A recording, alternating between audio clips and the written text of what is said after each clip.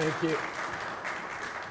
Thank you, Dave, and thank you, Brother Checketts, for those opening remarks. I have to say, when I come here, I just feel this kind of history washing over me. It's so great to see this new building here. I haven't seen this before.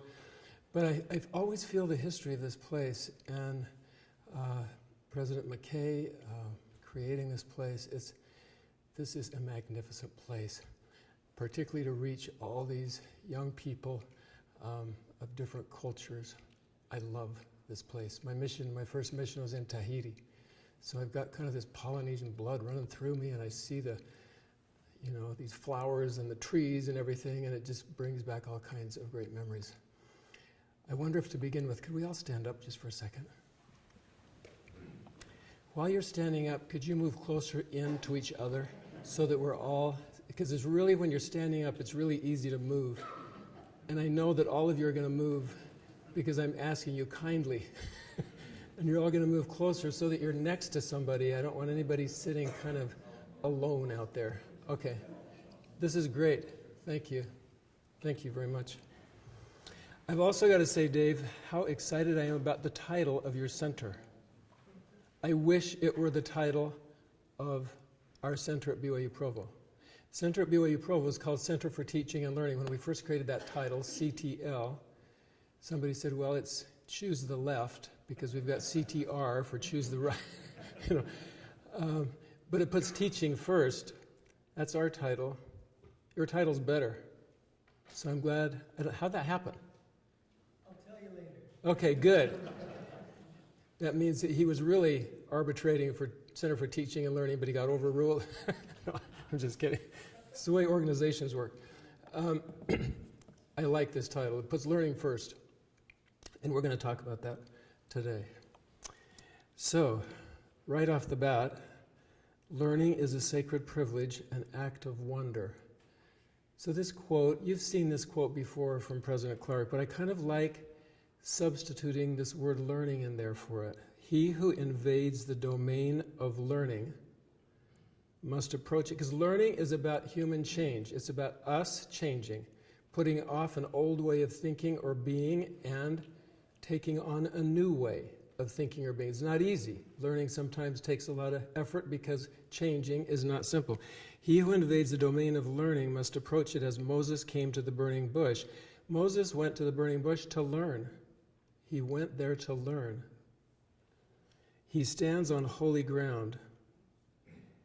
He would acquire things sacred. We must come to this quest of truth in all regions of human knowledge, not just gospel learning is what he's saying. So here's President Clark saying it's not just gospel learning, it's about chemistry, it's about music, it's about mathematics, it's about everything. Not only in reverence, but with a spirit of worship. Now think about your students right now. Do they see learning like this as a sacred privilege, an act of wonder, or do they see it as a chore? Sometimes as drudgery. Don't give me more homework. Do we have to have this done by next week? What's going to be on the quiz? All those kinds of questions sometimes that students have, because learning, somehow, what did we do to learning? We turned it into something that's not so great. We turned it into a task. We turned it into this thing that you have to do. Oh, it's a sacred privilege to learn. It's an act of wonder. So here's an example of Sri Bose. I just found this the other day. Was not acquainted with this young woman. At age 17, she did some research on chemotherapy. She became a cancer researcher in high school. She submitted her project to Google Science Fair, basically, won the grand prize for $50,000. Here's a quote I liked from her. Holding on to the awe and a sense of wonder. When she goes at a task of learning, she says, I hold on to the awe. This is the sacred privilege, an act of wonder. Sense of wonder. She's using the same words. If we approach learning like this, it's a whole different thing than if we approach it like, okay, I've got to get this assignment done. I don't know what grade I'm going to get on this. I hope I get a good grade. If I don't get a good grade, this is not real learning. This is not what we ought to be doing, really. What we ought to be doing is creating this sense of wonder, this awe in people so that they want to go after it. Nobody assigned her to be a chemotherapy researcher at age 17. Nobody said she had to do it. This is why it's so exciting. She had agency. She used that agency herself to do this. And look what happened. Now she got accepted at Harvard, and so this is Cherie Bose at age 17. So now, I want you to talk with the person next to you about this, if you will. Can you think of an experience when learning felt like a sacred privilege to you, an act of wonder? When you got so kind of enthralled with what you were trying to learn that it became an act of wonder, you held on to the awe, like she said. Just talk with each other from when we help somebody get excited, passionate, invested, they can't stop. We just can't hold them back. They just need to keep, very exciting to watch. We'll share some things later about this. First, let me show you, this is our grandchild at age 2. She was trying to learn how to get into a booster seat at the kitchen table. This was the first time she had done this. So there's a little act of wonder there. She's excited about being able to do that. Now, any thoughts that come to you about looking at learning through Molly's eyes? Any thoughts at all? Yeah? Getting excited about even a small accomplishment that was an accomplishment. Yeah, this was a pretty big accomplishment for her. She hadn't done it before. Yeah, getting excited about a small accomplishment. Every time we get something that we can do, yeah, great. Anybody else? Yeah. I watched a TED Talk where this one teacher found that if he just hires a bunch of grandmas and just kind of through Skype or whatever, just encourage and say, "Oh, what are you doing there?" These students in 5,000 miles away can learn really well. Absolutely, yeah. By the way, you remind me, Cherie Bose, the 17-year-old, did a TED Talk at age 17 or 18, whatever, so if you want to watch it. Yeah, good. Anything else come to mind about learning through Molly's eyes? Anything else? Yeah. She obviously knew what the buckle was and what it was supposed to do before Okay. she got that chair. So she had a little prerequisite knowledge, right? This is kind of important, and that's sometimes what we try to do as teachers, try to give people the kind of ammunition they need or the background they need to be able to do something. Then there's one more out there. She was allowed to do herself. Nobody came to rescue. Nobody was hovering over. Yeah. But everybody was talking it through, including herself. Everybody was talking it through, including herself. This is a really big thing. We talk it through. We seek how things are going as they're. My wife teaches piano using FaceTime, using Skype kind of thing with our kids on both coasts, and she's talking it through the whole time. They're playing, and she's talking it through. They're trying to improve. Yeah, this is good. You had one. Basically the same thing. I think as a parent, sometimes your first urge is to help them do it. Yeah. Not that you choose to do that all the time, but that first urge there as a teacher or a parent is, oh, here, let me help you with this, and to scaffold that. But I think that she was able to figure it out on her own without that help, and we often don't let those people we're teaching or responsible for their learning do that. We oftentimes don't let them act enough on their own. This thing when it says act of wonder, learning is action. Learning is doing something. Learning is trying this thing. Yeah, did you have one? Yeah. Yeah, you. Potential. I think one of the best things we can teach our students is that they have potential and to give them space to discover it for themselves. So when she says, "I did it," to acknowledge that you are able. So there's a. We supported you to be able to do Yeah, something. we supported you. You're able to do it. Potential. You have the potential. If you ask people like a group like you, if I were to ask you, tell me about your favorite teacher ever, one of the most important characteristics that comes across in that is, I had a teacher who expressed a lot of confidence in me. This is really what the birthday card did with Brother Checketts. This teacher said, you are great. You're greater than you think. You don't have to cry yourself to sleep every night. You are greater than you think. This is this constantly communicating potential. Yeah, back there. I just wanted to say, when I leave work today to go home and get in my car, this will probably be about the 200,000th time I put my seatbelt on, and I'm going to go, yeah, I did it. That is that's terrific. Yeah. Well, we don't celebrate enough the small things. This is really good. Okay, here is just a very interesting experience I had. This was down in Sao Paulo last April, and had a group out there, and I said, would anyone like to come up and tell me what they think about Come Follow Me? And so a 14-year-old boy on the front row raised his hand. Now you have to keep in mind that my audience was 99.9% adults. He was like the only, I had 500 people there, and he was the only young person, and he caught my attention because this is for adult teachers of the church. All teachers, but 14-year-olds don't come to this meeting. But I saw him, he raised his hand right up like that. I said, well, you come on up here. And so he came up to the podium, he started bearing his testimony about Come Follow Me and how great Come Follow Me had been. He said, last week, brothers and sisters, we baptized a new young woman in our branch, and next week we're going to baptize another young woman in our branch because of Come Follow Me. And I thought, wow, this kid was amazing. So afterwards, someone came to me and he said, maybe what you didn't understand in his testimony was he is now serving as the Sunday school president of his. I said, really? The stake president was as surprised as I was. But if you look in the handbook, it says, a Sunday school president ought to be a Melchizedek priesthood holder where possible. We left that little room there. Now, really what people were thinking of was a prospective elder or whatever, but he's a prospective elder, but he's 14 years old. So afterwards, I interviewed him. This is the interview with him and his second counselor, who's a deacon, Adriel. I was with Elder Ballard just 2 days ago, just in a brief conversation that I don't usually get to have, and we were talking about missionary work, and I said, you know, when I was a mission president, you sent out a letter, and it said, remember, presidents, every one of your missionaries is precious in the sight of God. And I read that letter, I went home that day, and I told my wife, I said, wow, there are a couple of them that are hard to think of as precious right now. They're giving us a lot of trouble. But then I thought about this, and you know, I'm looking at this Octavio and Adriel. Who speaks Portuguese? Anybody? Yeah. So you could get that, huh? Did you go to Brazil? Yeah. Did it sound good? Yeah. Good accent, huh? Yeah. These kids were so great. I mean, I look at it and said, this is one reason learning is so precious. Learning is so sacred.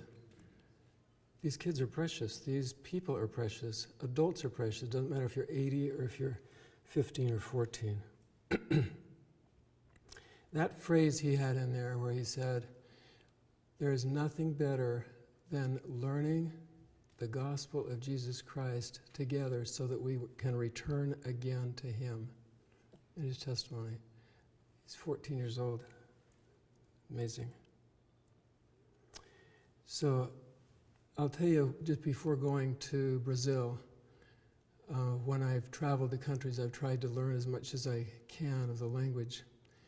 And so I called the MTC and I said, I want a Portuguese tutor. And they sent this young man from Rio de Janeiro over to me.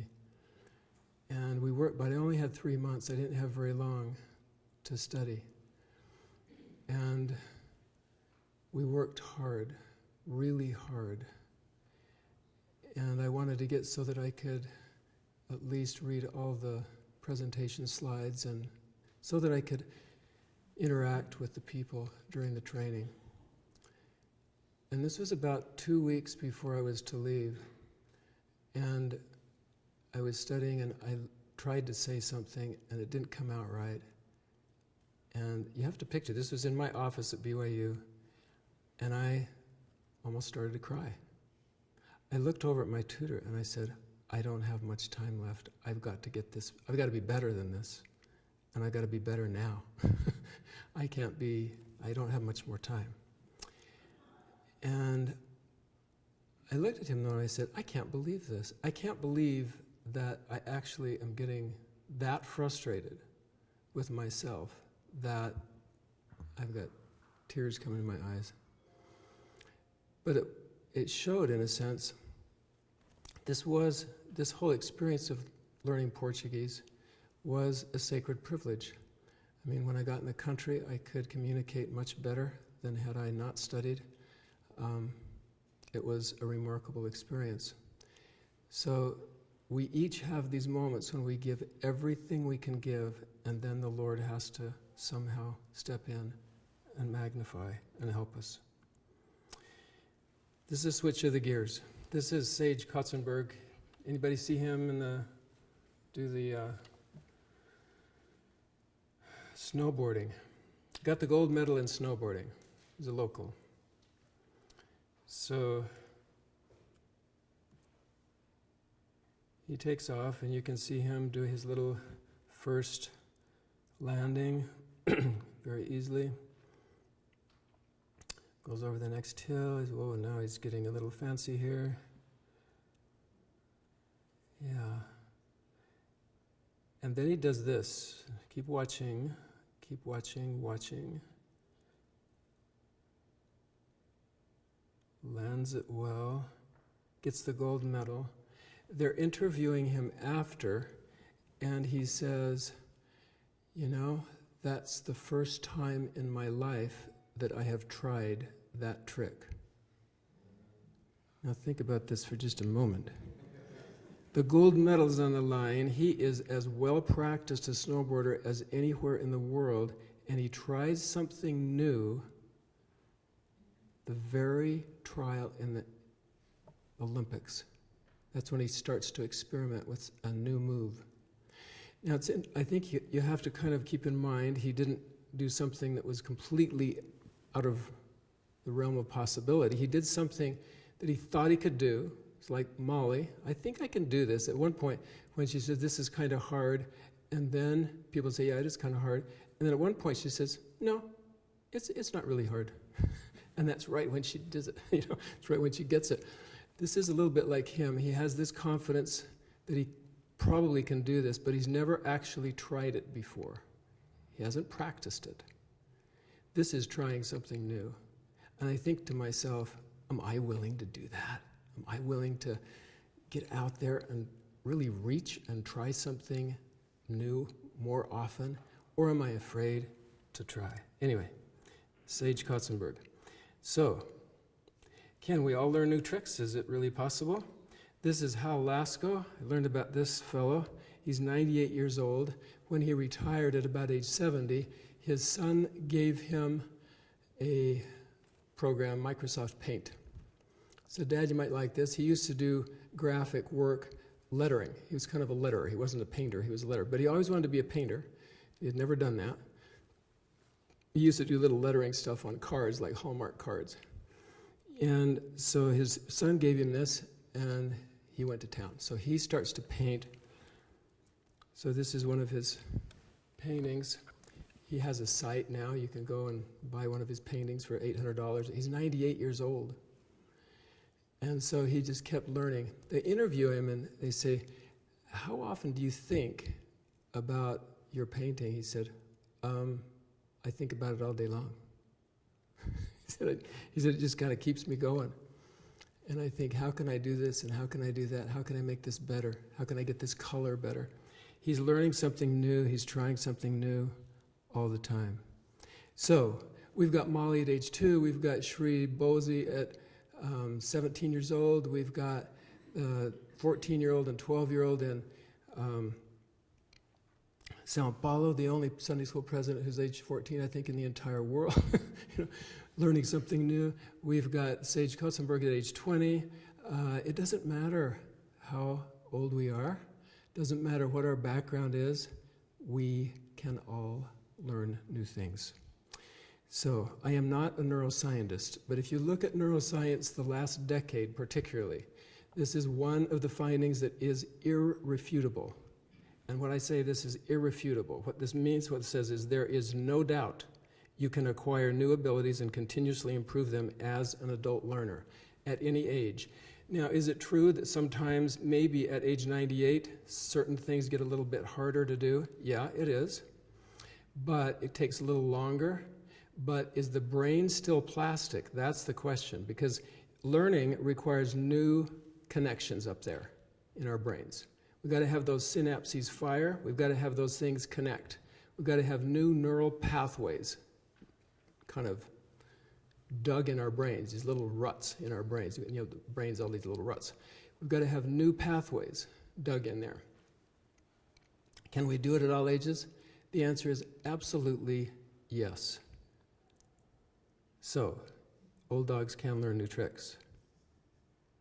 Even with the new adult curriculum coming out next year, people have said to me, you know, it's hard for old dogs to learn new tricks. Even with old dogs teaching the youth, you know, in youth Sunday school or in young men, young women, some people say it's hard for old dogs to learn new tricks. Well, actually, our brains are so plastic. They are so malleable. We can learn a new language when we're older. We can learn how to paint when we're 75. We can learn whatever, and age 20-year-olds and age 40-year-olds can do the same. We can always learn something new. So this is the key, though, in this neuroscience research. Active engagement rather than passive acquisition. We don't, what they're really saying, particularly with adult learners, we've got, this is not true with Molly. Molly doesn't have that many neural pathways at age 2 already dug in her brain. She doesn't have them already formed. But as adults, we have so much in there. We have so many names of people. We have so many routines. When you get in your car, if you have a clutch car, you just put down the clutch, you don't think about it. That neural pathway is pushed down. It is out of this frontal cortex. It's down to the thalamus. So it's automatic. We've got so many automatic routines. When we have to break out of the automatic routines. Sage Kotsenburg, he had all those automatic routines to help him do that one trick. He added that other move to it. That's a new neural pathway is right now created because it's an active thing. So what the neuroscientist would say is if we looked inside his brain and we took these brain scans, we would see absolutely, definitely a new little connection made because he'd never done it before. But he built on these automatic pathways that we've already formed. So what we've got to say to ourselves is, how am I adding? What am I doing actively? Learning is an act of wonder. It's not something that we just sit and totally listen to. So why try to become a better learner? If learning is this important, why is it so important for us? Just throw this around, this question with each other for a little bit. Well, I would like to learn from you for a minute. What did you come up with here about why it's so important to become a better learner? If you look at this Center for Learning and Teaching, you're trying to help every student and every faculty member and I'm glad you didn't leave the administrators out. Some of us spend a lot of time as administrators to be better learners. Everybody to be a better learner. Okay, let me just, yeah. We were just talking, and somebody said it's like professional suicide. The moment you stop learning, you close the door for promotions and things like that. No matter the level you are, whether you're top level or bottom level, if you learn, you can progress, and that's helpful in today's job market. Essential, I like that. If you look at the employees that organizations value, they value these constant learners. They value the people. I had one member of our staff in the Center for Teaching and Learning at BYU. He would come in and say, "Can I just talk to you for a minute? I just got an idea." Well, I knew when he would bring it in, it would be kind of out there a little bit, something that we hadn't thought of before, but interesting and valuable. He was somebody who got connected to, I bet, more people on campus than any other one person on campus. He probably knows more faculty, more administrators. He just went out there. One day he came in and he said, "Could I just meet with every faculty member in the Family, Home, and Social Science?" I said, "Yeah, that's like 200 faculty members." He said, "I just want to take 15 minutes with each one." Anyway, yeah, constant learner, yeah. It's great. What else did you come up with? Yeah. Relative, what comes to my mind is in the Bible dictionary under knowledge. Yeah. It says towards the end of it, it says, "Since no one can be saved in ignorance of the gospel, and one progresses only as fast as he gains knowledge, it follows that the person who gains knowledge will have the advantage of the world to come." And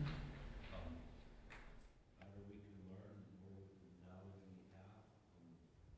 have, it's gonna help us. It's also gonna help us in this one.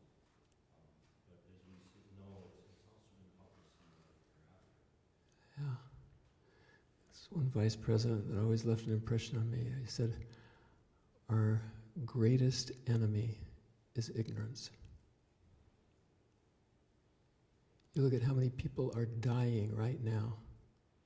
I mean, right this minute, they are dying, literally dying, because they didn't understand something. Either about what they put in their body, how they worked their automobile, whatever it might be, they're dying right now because of ignorance, not understanding something. Yeah. You know, it's this book, which book that Gladwell wrote, you know, talks about connectors, right? Some people are connectors. If you've ever been around President Monson is a chief #1 in the whole world connector. I just talked with somebody yesterday who said, this was a staff member. He's about 5'3". He's a small guy. President Monson's a big guy. President Monson ran into him in the church administration building. He said President Monson walked under the, you know, this is in the parking lot, over to the church office building. He says he walked all the way with me. He said he started out by saying, now tell me where you're from. I think I might know one of your relatives. And they started talking, and they kept talking, and they went through the turnstile into the elevator up to floor 24 where the staff member was going. And the staff member told me, he said, we got off on the floor and President Monson said, where are we? He said, we're on floor 24. He said, I don't want to be on floor 24. But he said he kept talking with him in the elevator, so he just went with him, you know. He connected. He connected with him. This is so important. My wife and I exercise in the morning, and we have this fellow that he can see us all the way across the gym, and he'll, Brother Osguthorpe, how are you? He's a connector's connector. I mean, it's kind of amazing. And we've had these great conversations. He just got released as a bishop and everything. I know all kinds of things about him, but we just see each other early morning. These connectors make new pathways. These connectors are actually people that everybody wants to have working for them, because when they connect with somebody else, those two people are then changed in a way, lifted, improved. Yeah. As teachers, our goal is to facilitate learning, and so it's clear that as we teach something, we can learn it better ourselves. But if we're open to that process with our students, and they recognize that we don't know everything, they are more willing to put themselves out there and engage in learning. And we can also recognize that we can learn from them. So in order to become the best teacher, we need to also become a really good learner and recognize that that process is a two-way street. We're not just transmitting knowledge to them, we're facilitating learning for everybody in the classroom, including ourselves. Amen. Maybe the best way we can become a better teacher is to become a better learner. Huh? When they see us learning and how we go through it, when they see us make mistakes and how we deal with mistakes, when they see us improve in something, maybe that is teaching them more than knowledge that is being transmitted. Yeah. Anybody else? Yeah. This is a little story, but this is a connection story. Outside BYU Hawaii, I'm a Miami advisor. Yeah. I teach 14, 15-year-olds. So a little over a month ago, I tried something new, and I asked the girls if they wanted to teach the lessons. And 4 girls right away raised their hand and said, and we were going to do pair teaching. We'll go do what? Pair teaching. In 2 and 2, Yeah. so 2 they and 2. could work together. Okay. And so everything was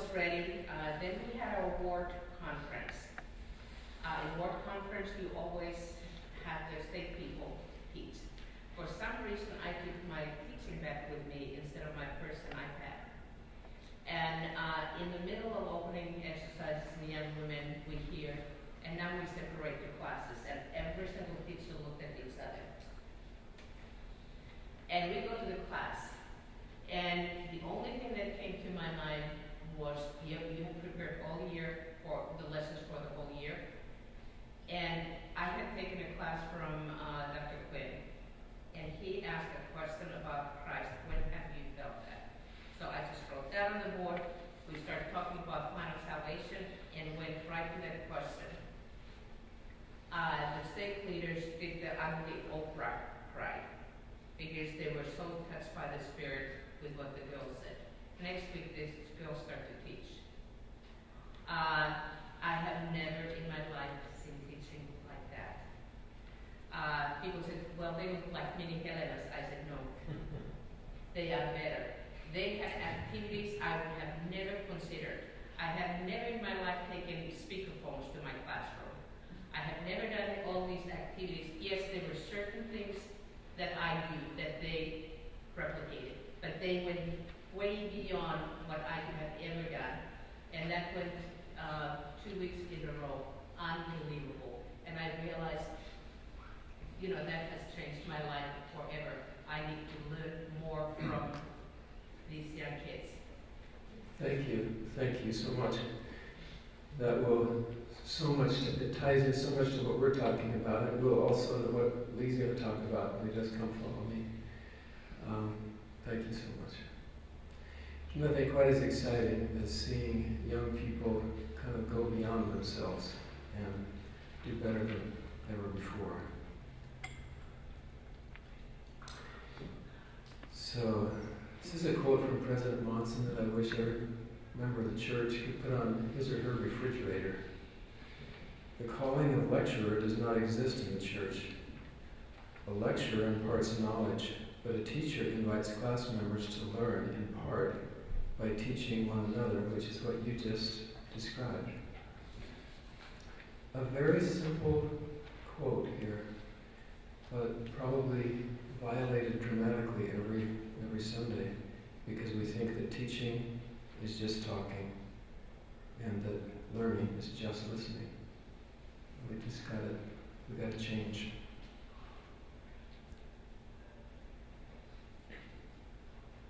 So in a sense, what Come Follow Me has done is take that quote and try and implement it in a worldwide church to say, let's let the learners get into things and not just be passive recipients. Back to the brain plasticity thing, let's make sure there's engaged action and not passive listening. Do you use the mid-course evaluation here? Yes. Yeah. Yes. Yeah. It's online. Okay, one faculty member uses it. Yeah. So at BYU Provo, this has been used a lot. I just wanted to show you one thing. This is just this mid-course kind of checkpoint to ask students how things are going in the course. A large number of faculty at BYU Provo use it. But here's one of the findings that I thought was interesting. These are faculty, we gave it at the mid-course, and then we gave it again at the end of course to see if there was any change. There were 36 faculty that at the mid-course were getting below 5 on an 8-point scale. What this means basically is student mutiny. The students are hating the course. They see it as irrelevant, not very useful. When they're getting in the 4s, there are only 5% of the faculty at BYU who ever get in the 4s and below. So these are these ones that are having serious troubles in their class. But at the end, there were only 5 of these. So 31 of them, we went and asked those 31. Guess what they said? Basically, they said, we listened to what students were saying, and we made changes. And a lot of those changes weren't that hard to make, but they made changes to make it better, a better learning experience for the young people. So, if we want to improve, that's basically what we found with our faculty at BYU. Those who are improving are trying new things.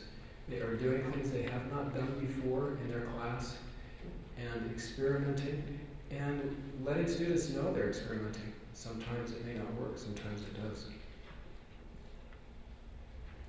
Why do we do sometimes? Why do we avoid it sometimes? Sometimes we're afraid it may not work. Sometimes as faculty say, what makes it worse? You say, if you have this experimental attitude all the time with students, they'll go with you. They'll help you. So we can get rid of fear. Sometimes we just don't have desire. Nephi had to have the desire to build that ship. He had to have the faith he could do it. He had to exert an enormous amount of energy to do that. Sometimes we lack desire. So, there's this verse in Alma when Ammon and his brother were really discouraged and ready to go back. They said, and when our hearts were depressed and we were about to turn back, behold, the Lord comforted us and said, go amongst thy brethren the Lamanites, bear with patience thine afflictions, and I will give unto you success. So at that time they said, okay, we prayed, and the Lord said, go back again and try again. Try something new this time. Do something different. They're still going to give you a hard time, but still go back. So, would you be willing to learn a song with us? Here's our ukulele part. Oh, first, we got the conga. We can't forget the conga. Yeah, come on up. Come on up, because my wife actually took this video. This is the DR Congo a few years ago. We were there, and we had about 1,100 people in this stake center that held about 800, and it's unbelievable. I mean, if you've ever seen the church in Africa, it is life-changing just to see it. We went out after the meeting was over, and in the parking lot, I saw these three young men, 20 or something years old, and I said, so tell me, how long have you been a member? And they said, oh, we're not members. We're investigators. I later learned that we had 200 to 300 investigators at state conference that day. Those of you who've been on mission say, well, yeah, that's typical. This is not typical. So they were three of the many investigators, and I said, oh, so I started asking, so why do you want to join the church? And the first one said, oh, it's because of the teaching. I said, the teaching? There I was to try and help improve learning and teaching, and he said, what's the teaching? And so then I said to my wife, I said, get your iPhone out and take this video. So this is my part. So this is her part of it. She took this video. It's a pretty fun video. You have to remember their first language is French, not English. They've been studying English with the missionaries. They said, we want to speak English with you. I said, speak English with us. We've been speaking French the whole day. So one time I showed that, and this senior missionary on the front row started looking. I said, let me guess, you're looking at DNC 77 to see if it really talks about the 7 seals there. Yeah, it really does. You know, most of us would not have been able to say that ourselves, but there he is, an investigator in the church, and he's plowed through the whole Doctrine and Covenants, I mean, and can remember what sections, I mean, unbelievable, incredible. You know, we like the teaching in this church because we can ask questions. This is so great. So, now, I think we're ready for a little song. So stand up, and let's try this song, okay? So this is, let me see. So this is really kind of after that scripture in Alma 26 and 27, you know, about Ammon. Okay? Wanting to go back. Okay. Desire, decision, determination, yes! These are the 3 Ds, the 3 Ds of success. So when you are discouraged and you don't know what to do, remember Ammon's 3 Ds and the Lord will help you too. You try it now, okay? Here we go. Desire, decision, determination, yes! These are the 3 Ds, the 3 Ds of success. So when you are discouraged and you don't know what to do, remember Ammon's 3 Ds and the Lord will help you too. When Ammon and his brothers were ready to turn back, they prayed to know what they should do. They didn't want to slack. God gave them strength and comfort, so they wanted to go on. They lost the fear of failing, and their sadness was unknown. Sing out! Desire, decision, determination, yes! These are the 3 Ds, the 3 Ds of success. So when you are discouraged and you don't know what to do, remember Ammon's 3 Ds and the Lord will help you too. Good job.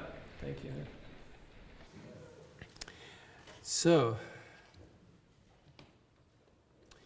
when I was a mission president, a missionary came in one day and he says, I just don't have any desire. I don't know what to do. Did that ever happen to you, Bob, as a mission president? Yeah. He said, I don't want to get up in the morning. I don't want to go out and tract. I just don't have it. So I didn't know what to do. I got so exasperated at one point, I picked up my computer cord and I stuck it in him and I said, here, I'll give you a little juice. I've got to get you juiced up here, charge you up. You can't give somebody else desire. Actually can't do it. But, and the Lord couldn't actually give desire to, didn't give desire really. They prayed to the Lord, and then the Lord comforted them by saying, go back and act. Keep acting. Keep doing it. And then I'll strengthen you.